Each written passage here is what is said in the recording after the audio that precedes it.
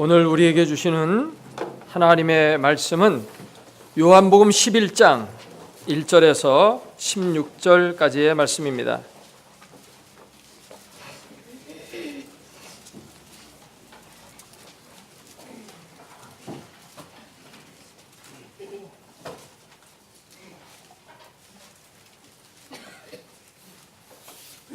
여러분과 제가 한 절씩 교독하도록 하겠습니다.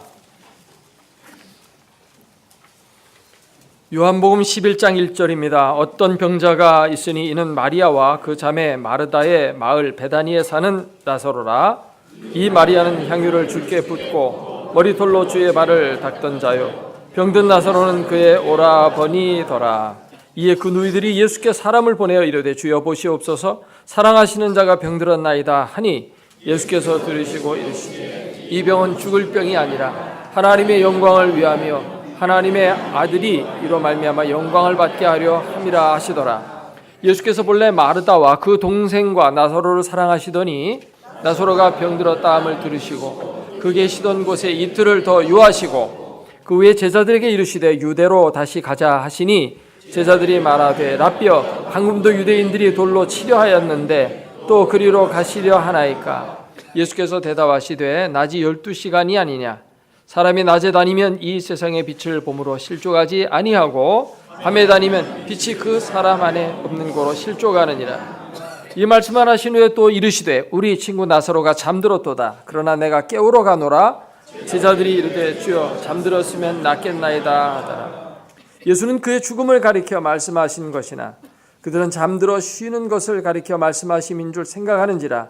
이에 예수께서 밝히 이르시되 나사로가 죽었느니라. 내가 거기 있지 아니한 것을 너희를 위하여 기뻐하노니 이는 너희를 믿게 하려 함이라. 그러나 그에게로 가자 하시니 디두모라고도 하는 도마가 다른 제자들에게 말하되 우리도 주와 함께 죽으러 가자 하니라. 아멘.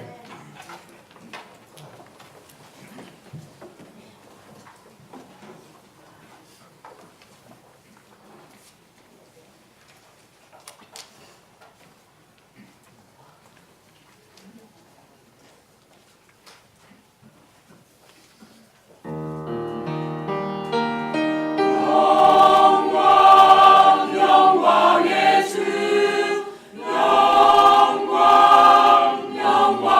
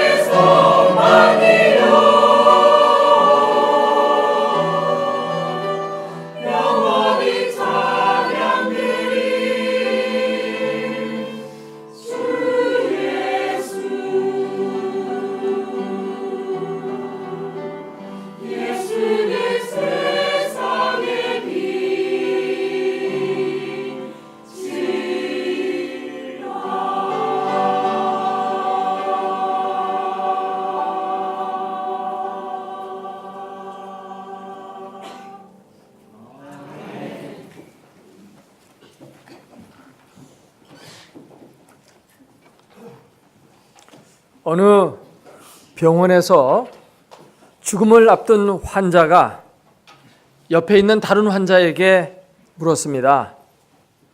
저 세상은 과연 좋은 곳일까?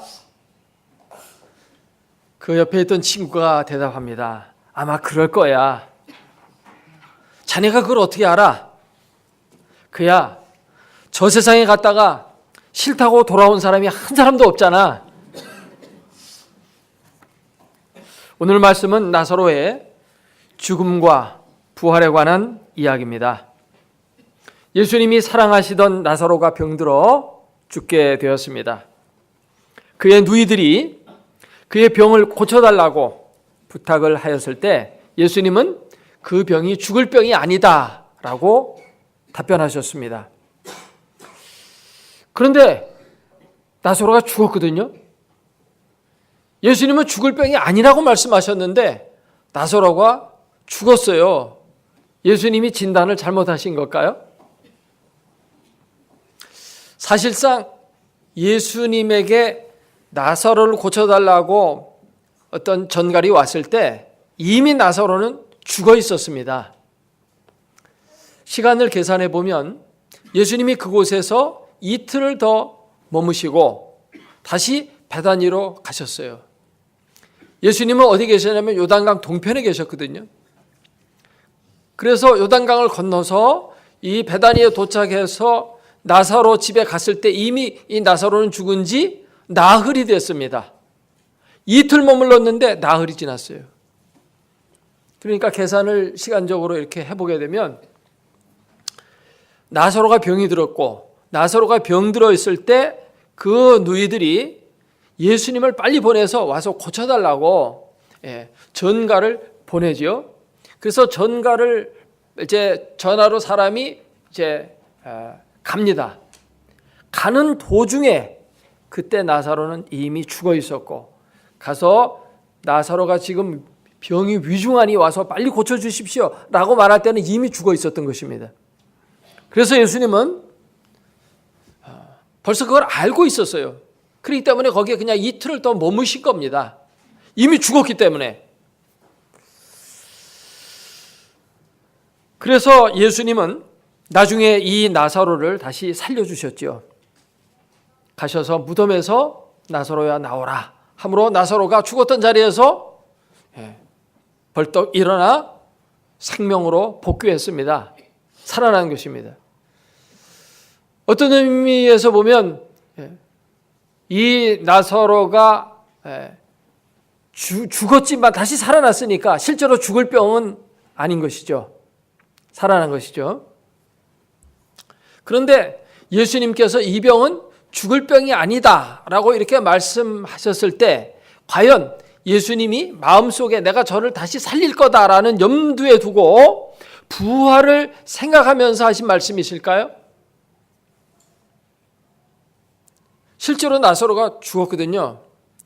근데 죽었는데 죽은 나사로 다시 살렸거든요.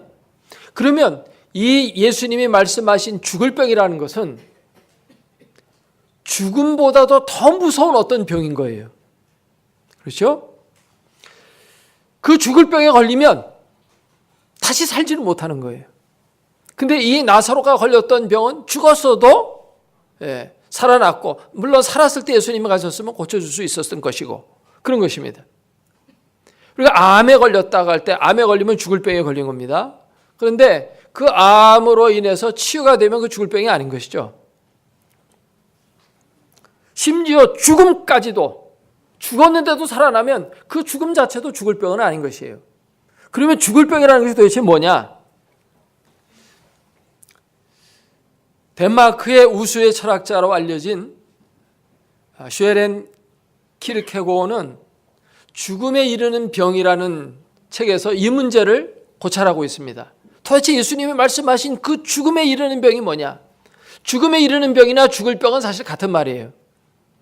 죽음에 이르는 병이라는 아주 유명한 철학책이 있어요. 철학자들은 반드시 공부하게 돼 있고 철학사를 연구하다 보면 사실 20세기 실존주의 철학에 가장 영향력을 많이 미친 사람이 바로 키르케고어인데 그의 책 가운데 가장 중요한 책이 바로 이 죽음에 이르는 병이라는 책이에요. 근데 이거는 우리말로 번역할 때 죽을 병이라고 번역할 수도 있어요. 근데 우리말 성경에서는 죽을 병이라고 번역을 했는데 이 번역이 사실은 더 좋아요. 죽음에 이르는 병은 조금 뭔가 이렇게 확 다가오는 말이 아니에요. 근데 죽을 병은 확 다가오죠. 우리가 보통 사람 불치병 걸리면 말하잖아요. 저 사람 죽을 병 걸렸다. 그러지 죽음에 이르는 병 걸렸다 이런 말 안 쓰잖아요. 죽을 병 걸렸다. 죽을 병이 사실 맞는 거예요. Sickness unto death라는 이 책을 우리말로 번역할 때 좀 부드럽게 번역을 했어요. 그래서 죽음에 이르는 병. 근데 거기서 도대체 이 죽을 병이 뭐냐? 그거를 이제 논구하는 것이 바로 그 유명한 책인데요. 그것을 논구해야 되는 이유는 뭐냐면 사람들이 바로 이 죽을 병에 걸려서 죽어가고 있다는 것입니다. 근데 많은 사람들이 이걸 또 모르고 있어요. 그래서 사실 문제가 더 심각하다는 것입니다. 어떤 병이 있을 때 그 병을 알고 있으면 예방도 할 수 있고 또 치료할 수도 있지만 여러분 병원에 갔는데 의사가 그래요. 도대체 무슨 병에 걸렸는지는 알지 못했는데 계속 아프다고 하니까 의사도 답답한 거예요. 환자도 답답해요. 제발 무슨 병인지라도 좀 알고 아프면 좋겠는데 그냥 아픈 거예요. 아무 이상이 없다고 그러는데 그냥 아파 죽겠는 거야. 이 죽을 병, 여러분 그것이 무엇일까요? 그 죽을 병에 대해서 한번 오늘 말씀을 중심으로 살펴보려고 합니다. 예수님은 이 나사로가 사실 죽을 병에 걸렸는데 죽을 병이 아니라고 했거든요. 그리고 뭐라고 말씀하셨냐 하니까 이것은 하나님의 영광을 위함이고 하나님의 아들이 이로 말미암아 영광을 받게 하려 함이라 라고 이렇게 말씀하셨습니다. 예수님은 자신이 머물던 요단강 동편, 요즘은 보통 그곳을 가리켜서 트랜스 요르단이라고 많이 부르죠. 거기서 이제 분쟁도 많았고 여러 가지 하여튼 신문 보면 시끄러웠던 곳입니다. 그곳에 이제 계속 이틀을 더 머무시고 이제 유대로 가자라고 이렇게 말씀을 하십니다. 이때 제자들이 만류합니다. 아니 거기서 예수님을 돌로 쳐 죽이려고 해서 우리가 이곳으로 도피해 왔는데 또 그곳으로 갔다가는 돌 맞아서 죽기 쉬운데 그곳에 가시려고 합니까? 예수님 말씀하시기를 낮이 12시간이 아니냐. 사람이 낮에 다니면 이 세상의 빛을 보므로 실족하지 않고 밤에 다니면 빛이 없기 때문에 그 사람이 실족한다. 유대인들은 특별히 낮 시간을 아침 6시부터 해가 떠서 저녁 해가 6시에 질 때까지 12시간을 이제 낮이라 부르고 이 낮 시간이야말로 좋은 시간이고 밤은 어둠의 시간이고 마귀가 역사하는 시간으로 이렇게 생각을 합니다. 근데 예수님이 생명의 빛이라고 그랬죠. 오늘 찬양대의 찬양 가운데서 예수님은 세상의 빛이고 생명의 빛이고 우리들의 인생을 밝혀주는 진리의 빛이라는 찬송을 불렀습니다마는 예수님이 곧 낮이고 예수님이 빛이에요. 그래서 예수님 안에 있으면 어둠에 다니지 않고 실족하지 않습니다. 아멘. 왜 우리의 인생에 실패가 있고 고난이 있고 어려움이 찾아옵니까? 자꾸만 어둠 가운데 행하기 때문이에요. 빛 가운데 행하면 여러분은 실족하지 않습니다. 넘어지지 않습니다. 축복의 대로가 열리는 것입니다. 하나님이 함께합니다. 낮에 행하십시오. 예수님 안에서 행하시기 바랍니다. 예수님은 제자들의 만류에 이렇게 답변하십니다. 우리 친구 나사로가 잠들었도다. 깨우러 가자. 이렇게 말씀하십니다. 제자들은 잠들었으면 지가 알아서 일어날 터인데 뭐 거기 깨우러 거기까지 가십니까? 예수님은 밝히 말씀하셨습니다. 나사로가 죽었느니라.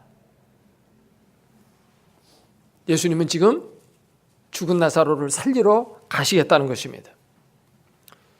예수님이 죽은 자를 가리켜서 잠들었다라고 일부러 말씀하신 이유는 무엇일까요?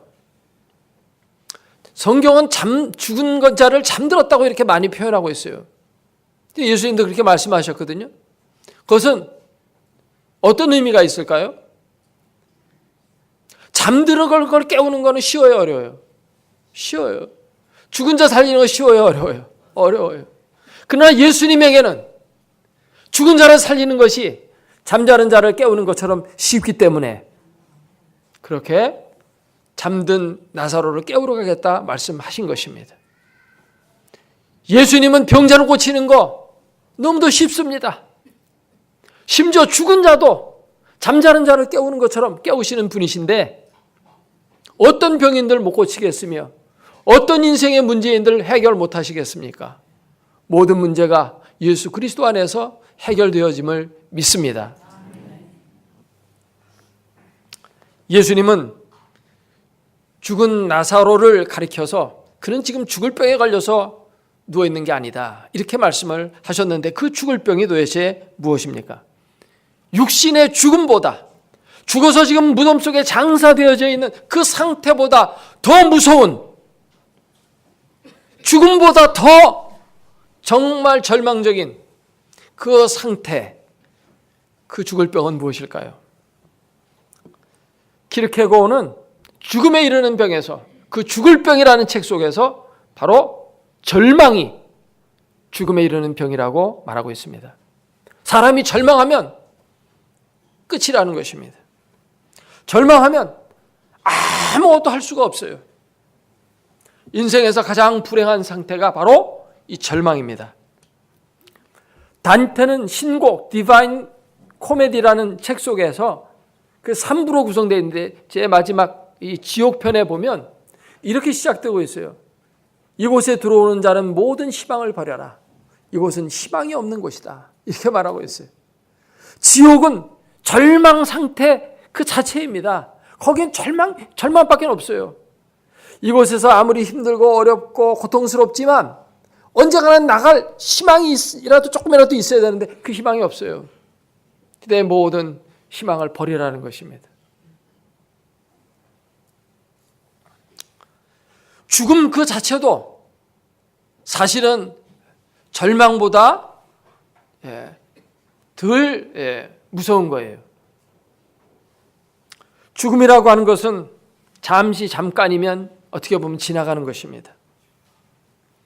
세상에 살다 보면 죽음보다 더 고통스러운 것도 있습니다. 그래서 사람은 차라리 이렇게 사느니 죽는 게 낫다 그래서 죽는 사람도 있어요.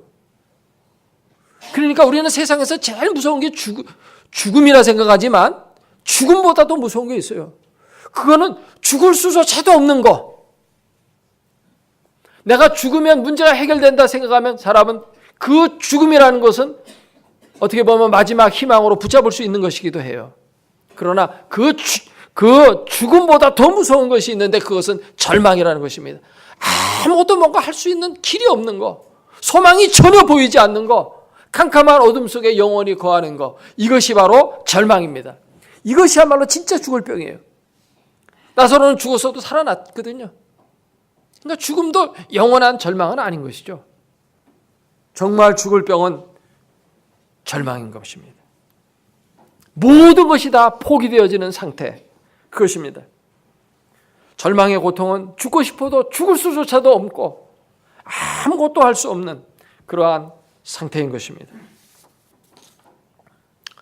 그런데 사실 이 절망이라고 하는 것은 궁극적으로 어디서 온 것일까요? 절망의 출처가 어디입니까? 절망은 모든 것을 다 할 수 있는 하나님에게는 절망이 없어요. 모든 게 할 수가 있고 가능성이 있기 때문에 또 되니까. 근데 본래 인간은 하나님과 더불어 살게 돼 있었거든요. 근데 그 하나님에게서 떨어져 나오면서 결국 모든 것을 할 수 있는 그 가능성에서 떨어짐으로 절망에 빠지게 된 거예요. 그러면 그 하나님에게서 어떻게 끊어지게 됐느냐? 그 끊어지게 된 것이 바로 죄라고 성경은 말하고 있습니다.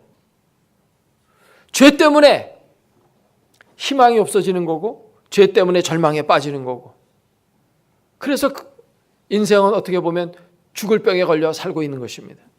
지금 우리가 이렇게 살아있다고 하지만 사실은 살아있는 게 아니에요. 지금 죽어가고 있는 겁니다. 죽을 병에 걸려 있는 것입니다. 여러분 죽지 않을 사람 있어요? 다 죽지요. 암 걸린 사람은 몇 개월 만에 죽지만 우리는 죽을 병 걸렸기 때문에 100년 이내에 죽습니다. 다 죽어요. 죽을 병에 걸려 있는 겁니다. 그것이 왜 그렇게 되어 있느냐? 그것은 바로 죄 때문이라는 것입니다.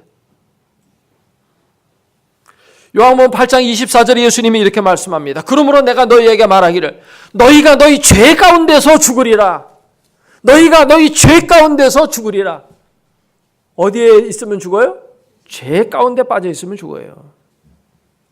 로마서 6장 23절 말씀해 보니까 죄의 삭은 사망이요. 죄의 대가가 있어요. 그것은 바로 죽음이라는 것입니다.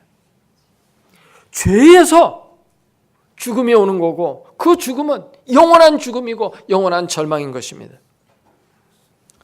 모든 사람은 다 이 죽을 병에 걸려서 지금 살아가고 있어요. 근데 그 자기가 죽을 병에 걸렸다는 것조차도 모르고 살아가고 있어요. 거기서 나와서 병을 고쳐라. 이렇게 복음은 말하고 있지만 그 복음에 대해서 싫어해요. 키르케고어는 죽음에 이르는 병이라는 책 속에서 이렇게 사람들의 심리를 설명하고 있습니다. 사람은 마치 2층 집에 사는 사람과 같다. 2층 집에 2층에 올라가면 공기가 잘 통해서 공기가 맑은 공기가 순환이 돼요. 햇빛이 잘 들어와요. 그래서 거기 좀 따뜻해요. 뭔가 탁 트인 공간이 있어요. 창문 너머로 이렇게 창문 탁 열고 보면 넓은 시야가 펼쳐져요. 거기 살기 좋잖아요. 그런데 사람들은 그 2층에서 안 살고 지하실에 들어가서 산다는 것입니다. 지하실은 꽉 막혀 있어요. 앞도 보이지도 않고 빛도 들어오지 않아서 침침합니다. 그리고 공기가 잘 통하지 않아서 매끈한 곰팡이 냄새가 나요. 근데 거기서 살아요. 그래서 사람에게 당신 여기서 살지 말고 2층으로 올라가서 사세요. 왜 여기 지하실에서 삽니까? 그러면 사람들이 막 화를 냅니다. 나 여기가 좋은데 왜 자꾸 2층으로 올라가려고 하냐고. 그처럼 사람들은 정말 어떤 감각적인 차원의 삶을 더 선호한다는 것입니다. 사람에게는 영혼이 있고 육신이 있는데 영혼을 따라가는 삶이 훨씬 아름답고 행복하고 밝은 삶인데 그걸 따르지 않고 육신을 쫓아가는 삶을 더 좋아한다는 것입니다. 그렇잖아요. 잘 먹고 마시고 즐기고 쾌락을 추구하고 남 속이고 욕심 부리고 그렇게 사는 걸 더 좋아하고 여기서 살면서 이렇게 살지 말라 그러면 막 화를 내는 거예요. 네? 무슨 자기의 돈이나 혹은 권력이나 와서 뺏어가는 줄 알고 막 성질을 부린다는 거죠. 복음을 전하는데 복음을 받아들이질 않는 거예요.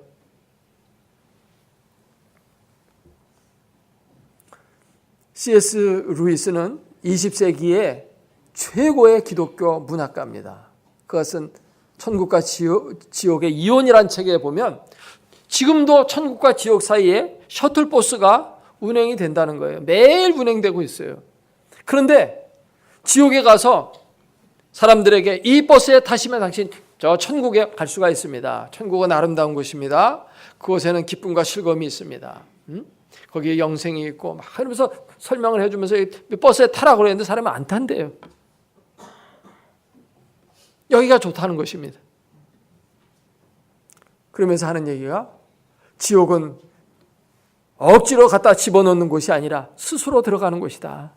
지옥에 있는 사람은 자기들이 거기가 좋아서 거기서 산다는 것입니다. 어떻게 보면 그것이 바로 인생들의 모습인 것 같습니다. 이상하게 사람들은 좋은 것을 주는데 좋은 것을 거부해요. 그리고 쓰레기를 주면 좋다고 받아가요. 그리고 그 쓰레기를 안 놓치려고 그냥 막 싸우고 이전 투구 진흙탕 속에서 싸움을 벌입니다. 그게 인생인 것 같아요. 우리 많은 사람들이 그렇게 살고 있지 않습니까? 이 죽을 병에 걸려 있으면서도 죽을 병에서 벗어날 줄 몰라요. 절망적인 상황이 사실 인생의 본질적인 모습이기도 해요. 사르트르는 바로 이 인간의 실존을 가리켜서 뭐라고 얘기했냐니까 출구는 없다. No exit. 그렇게 말했어요. 그런데도 그냥 거기서 사는 거야. 이 죽을 병에서 벗어날 수 있는 길이 있습니다. 인생의 모든 고통과 아픔과 슬픔과 실패와 절망과 저주 속에서 벗어날 수 있는 길이 있어요. 그 길은 오늘 말씀해 보니까 예수님께서 하신 말씀 속에서 볼 수가 있습니다. 나사로를 깨우러 가자. 우리를 깨우러 오시는 예수 그리스도, 우리를 살리러 오시는 예수 그리스도, 우리를 고치러 오시는 예수 그리스도, 그분에게 희망이 있는 것입니다. 할렐루야. 예수 그리스도는 만병의 의사입니다. 죽은 자도 살리잖아요. 나사로가 무슨 병 걸려서 죽었는지 성경은 말하고 있지 않습니다. 왜 말하지 않을까요? 그가 뭐 암에 걸려서 죽었다든지, 무슨 폐렴에 걸려서 죽었다든지, 무슨 어떤 병을 얘기하면 좋은데 그런 뭐 얘기조차 안 해. 사실 왜 그렇게 말씀하지 않았느냐 하면 그게 뭐 별로 중요하지 않아요.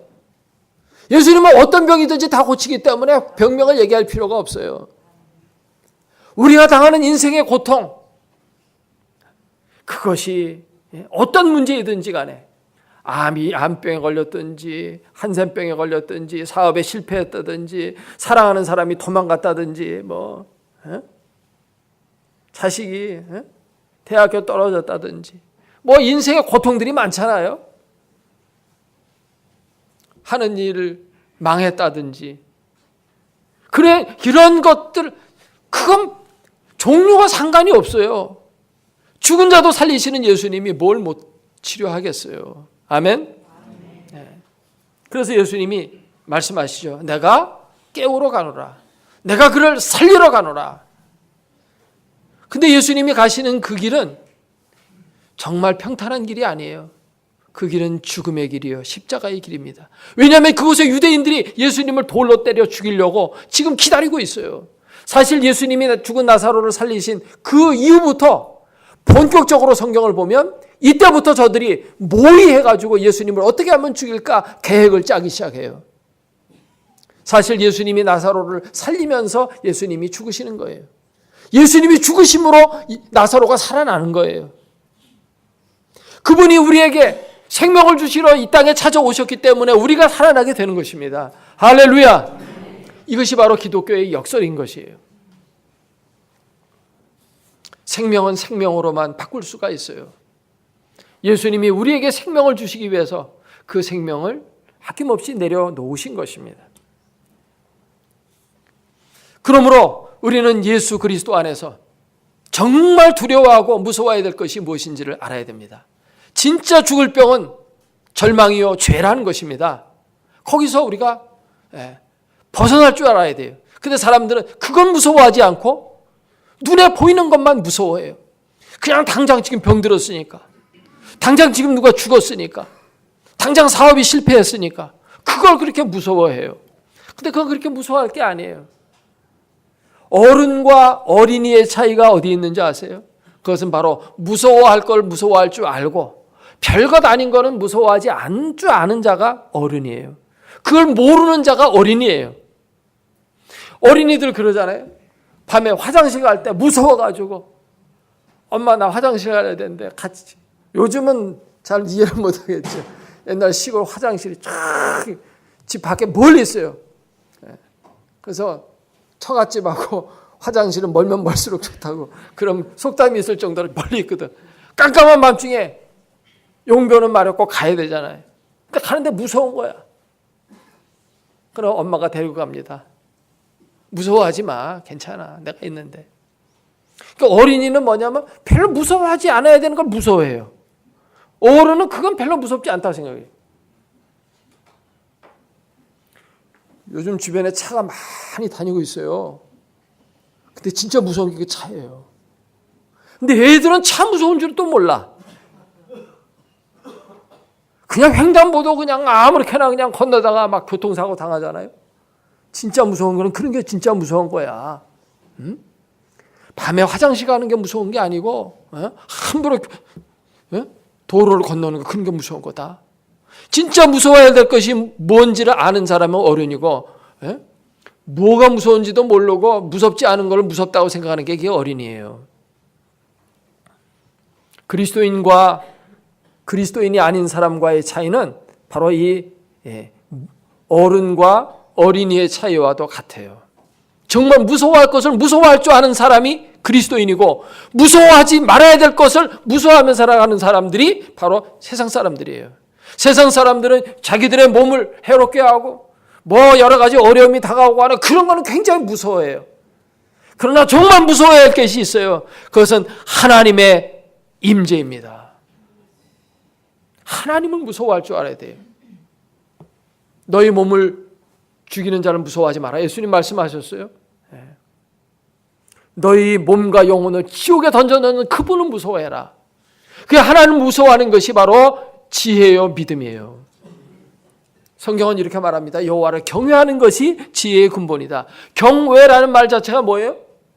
두려워한다는 말이에요. 무서워한다는 말이에요. 하나님을 무서워하는 것이 지혜의 근본이에요. 경외, 외자가 두려워할 외자예요. 두려워하는 거, 무서워하는 거. 하나님을 무서워하는 거. Fear God. 하나님을 두려워하는 거. 그게 바로 진짜 그게 지혜인 거예요. 그 어떻게 보면 그리스도인들은 어떻게 보면 좀 성숙한 사람이라 할 수 있어요. 실제로. 근데 안 믿는 사람과 얘기하면 예수 믿는 사람들을 우습게 알아요. 야, 너 그렇게 네 주먹 믿고 살지 말이지 하면서 굉장히 안 믿는 사람들 뭐나 그게 굉장히 높은 줄 알고 자기들의 알고 있는 생각이 최고인 줄 알아요.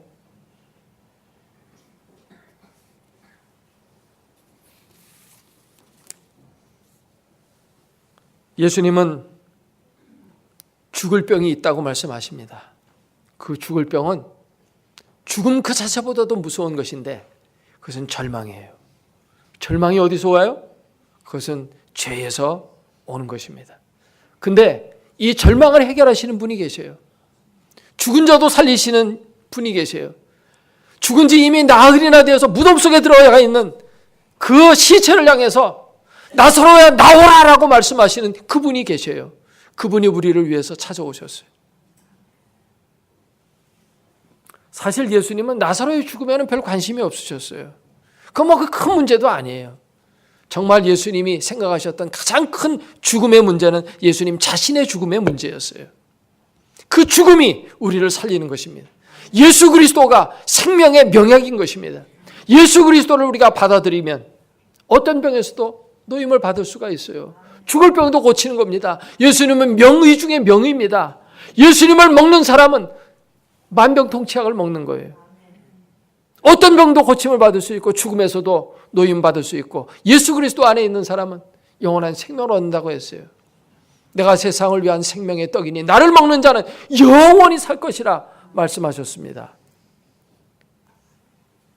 예수 그리스도 그분을 믿는 자에게는 절망이란 없습니다.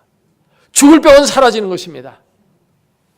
그 삶 속에 희망이 있고 기쁨과 감사가 있는 삶이 되는 것입니다. 이 예수 그리스도가 여러분에게 계십니까? 비타민C 전도자로 알려져 있는 이황재 박사였어요. 그럼 비타민C의 전문가, 최고 전문가입니다. 그래서 여러분 비타민C 다 많이 먹잖아요. 그 이황재 박사 때문에 영향을 받아서 주로 먹는 거예요. 대한민국 사람들은 아마 그분의 영향을 안 받은 사람이 없을 거예요. 많은 사람 비타민C 갖고 다닙니다. 우리 사모 가방에도 비타민C가 항상 들어있어요. 예수님 말씀보다도 그 이황재 박사의 말씀이 막 생명과도 같아요. 비타민C 떨어지면 안 돼. 밥 먹으면 꼭 비타민C 꺼내서 먹어요. 근데 그분에게 외동딸이 하나 있습니다. 자식이 없어가지고 9년 동안 노력해서 시험관으로 딸 하나를 얻었어요. 그래 얼마나 귀하겠어요. 근데 어느 날 그가 차에 치입니다. 애가 주차장에서 신발끈을 메고 있는데 그걸 못 보고 운전기사가 그를 깔고 지나갔어요. 바퀴가, 중형차가 6살 먹은 여자애를 배를 위를 차가 지나가 버렸어요. 그러니 이게 몸이 어떻게 되겠습니까? 근데 이영재 박사는 그 소식을 듣고 헐레벌떡 달려갔습니다. 갔는데 애가 그냥 병실로 막 실려가는 걸 본 거예요. 수술실로 들어가는데 그냥 막 미칠 것 같으래요. 그냥 정신도 없었대요. 그래 하나님만 붙잡은 거지. 하나님만. 차가 애 배 위로 지나갔다면 폐도 망가졌을 것이고 심장도 어떻게 고장났을 거고 간도 손상이 됐을 거고 큰일 난 겁니다. 하나님 앞에 부르짖고 기도합니다. 그리고 서울대 의대 그 동료 교수들한테 연락해서 기도해달라고 그러고 서울대학교에서 그 기독 동아리 그 기독 청년들이 많아요. 거기 가서 그 연락해가지고 기도해달라고 그러고 거기서 원래 성경도 가르치고 함께 기도했던 그런 분입니다. 하나님 앞에 간절히 기도했는데요. 검사 결과를 보니까 폐도 이상이 없고 심장도 괜찮고, 근데 한 가지 이 사진을 판독해 본 결과 이 간이 말하자면 뭉개져 있다는 것입니다. 그 위로 고위로 정통으로 그 위로 지나간 거예요, 바퀴가. 근데 피가 나온 흔적이 없다는 것입니다. 그래서 일단은 희망이 있다는 거예요. 간절히 하나님 앞에 기도하고 그 다음날 교회에 가서 바로 이만한 것에 대해서 감사한 것부터 바쳤어요. 이상하게 사람들은 평소에는 감사 안 하다가 의도 터지거나 뭐 어디가 아프거나 병이 들거나 문제가 생기면 감사한 것을 해요. 이상해요, 참. 어쨌든 그렇게 해가지고 기도를 하는데 치유가 됐어요. 그것도 2주일 만에 퇴원했어요. 멀쩡하게 퇴원했어요. 수술도 하지 않고. 기적입니다. 6살짜리 여자애가 차가 지나가면 우선은 10중 8구는 죽습니다. 차에 깔렸기 때문에. 근데 죽지도 않았고 또 수술하고 막 꼬매고 막 여러 가지 많이 해야 되는데 그런 게 없어요. 차가 지나가는데 병원에 2주 만에 무슨 어디 잠깐 무릎팍 깨진 정도로 2주 만에 그냥 멀쩡하게 퇴원했습니다. 할렐루야. 그는 거기서 하나님의 기적을 체험합니다. 동료 교수들이 믿지도 않는 교수들까지도 와서 그래, 야, 네가 믿는 하나님이 네 딸을 살려줬다. 이건 기적이야. 우리가 의사라서 잘 알지 않느냐. 그러면서 자동으로 전도가 됐다는 것입니다. 죽을 병도 고치시는 예수님, 어떤 병도 다 고치시고 우리의 희망으로 우리에게 찾아오십니다. 그분을 붙드시고 절망 속에서 희망으로 어떤 시련과 역경이 다가와도 담대하게, 죽음 앞에서도 예수님이 담대하게 무덤을 향해 가잖아요. 상 받으러 가는 것도 아니고 뭐 어디 좋은 데 가는 것도 아니고 지금 무덤을 향해 가면서도 예수님은 밝은 표정으로 기쁨으로 하나님의 영광을 지금 나타내려고 하는 그러한 즐거움에 쌓여서 가시잖아요. 우리 인생 앞길에 이런 어려움이 많이 있어요. 힘든 일들이 있습니다. 그렇지만 그 모든 것 두려워할 필요가 없어요. 그 모든 걸 통해서 우리는 하나님의 영광을 나타낼 것이기 때문입니다. 그래서 죽을 병도 이김으로 늘 희망 가운데 기쁨으로 살아가는 여러분 되시기를 주의 이름으로 축원합니다. 기도하겠습니다. 주신 말씀 생각하며 통성으로 기도합니다.